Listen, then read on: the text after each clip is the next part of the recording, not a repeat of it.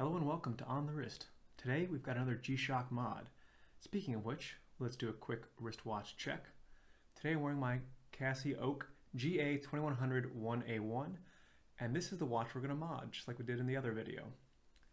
So, let's get started.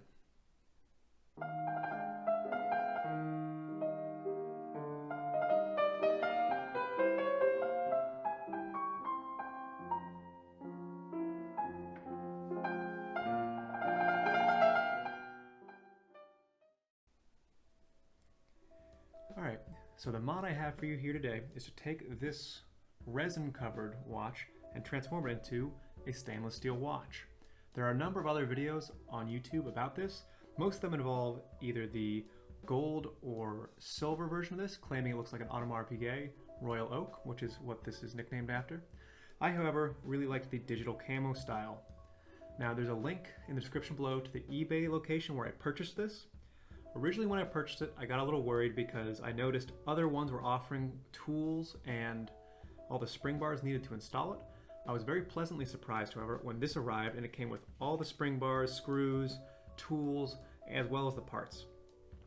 So I was really happy with that eBay supplier, and let's get into how to install it.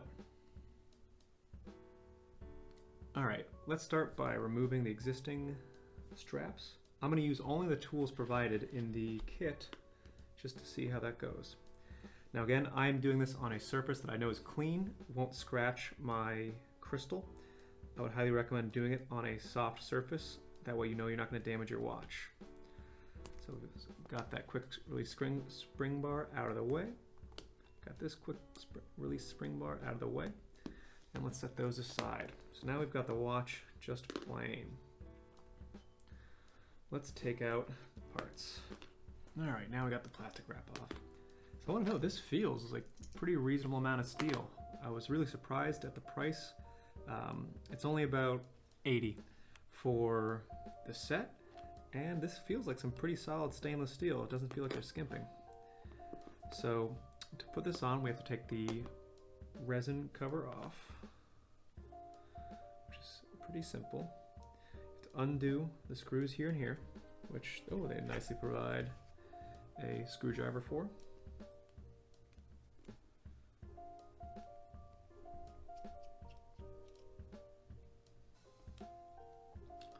Alright, now that we have those screws out, we can just take it off, just sort of slide it off. You just want to watch it around the buttons because it fits around them. There we go.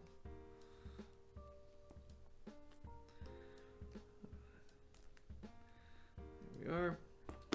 All right, now that's off, set that aside. And this is what it looks like without its carbon core guard. You can see it is that nice plastic material, very strong resin all the way around. So now we have to put on the cover. So this nicely thankfully has the slots, so it'd be easy just to put it on. Align the Gshock in the proper orientation. And it fits on really, really easily. So one nice thing about this kit is they did provide new screws that are blacked out, so they match the case. Because the old ones are, you know, regular steel colored, so it's sort of silvery. And those won't match the new style camo. So we'll just install these screws. Oh, they're flathead too. One nice thing they did is they included an extra screw as well as an extra spring bar. Now the spring bars are something I was a little concerned about because the Gshock ones are fatter than typical spring bars, and also are quick release, so I was afraid I was going to have to find some substitutes. But luckily, the kit came with it, which I am ecstatic about. Makes my life that much easier. Alright, so that's already looking pretty sweet. Let's get the bracelet on. Now when putting on the bracelet, I'm going to have it such that when I flip it over, the Gshock reads the same way as the Gshock here. So that means I'm going to put this end on top here. And you can see they've thoughtfully cut out a slot there, so that way this quick release spring bar you can still access.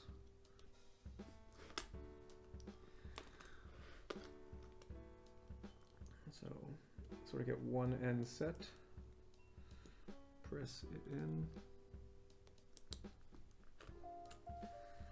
Sometimes I like to use this screwdriver to help get it set and get it to hear that nice click in. And wow, that goes in quite nicely.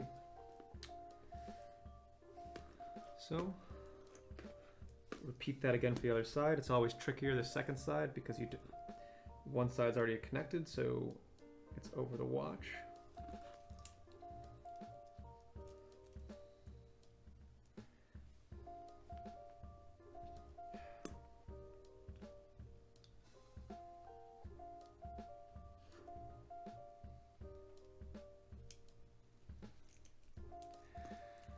All right, and there we have it. Now we have a CasiOak with digital camo, full metal. Let's try it on. All right, here we have it. Pretty comfortable, but definitely a bunch of extra links. So let's adjust the size of that bracelet.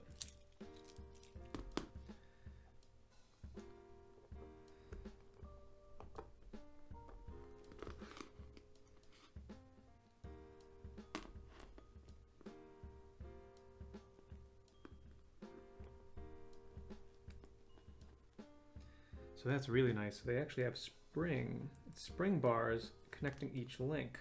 So that makes it really easy to adjust. Now, when adjusting a bracelet, I'll do a whole video on this at some point, but you want to start off by taking even links from each side. And ultimately, if you can't, if you have to be off balance, you usually want to take the extra link off this side. That way, it hangs properly on your wrist. Now you'll notice with this, there are a couple different ones that taper down. So you don't want to take any of the first three, so you only want to take the end ones when you're shortening it at first. So let's start off by taking one from each side.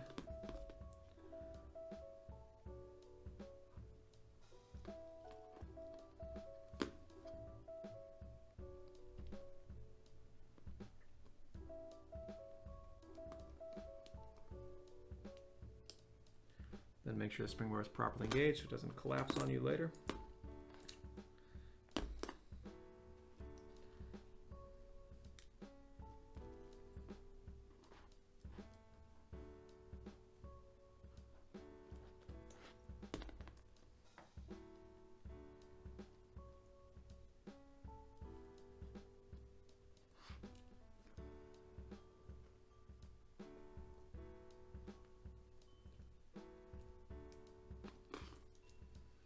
There we go. I actually ended up taking two off one and one off the other. Let's see how that fits now. Still pretty loose. Probably use two more links off. So one off each side.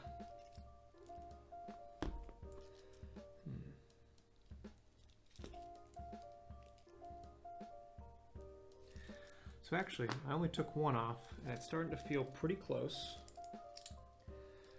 Got some jiggle, but I also have these micro adjustment points, they're called, here, which you can use to change the size without having to take off a link, which is really useful on any watch that sometimes you have taught it.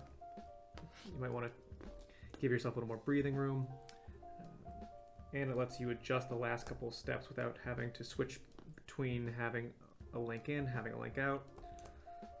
As well as some bracelets will have half links, which you can use to achieve a tighter fit. But I've moved that 2 notches. That should be close to a link size. And that'll do it. That is pretty much perfectly sized. It's got a little bit of looseness, but it's nice and snug. And that looks awesome. Let's get some outdoor lighting. All right, here we have it outside in the natural light.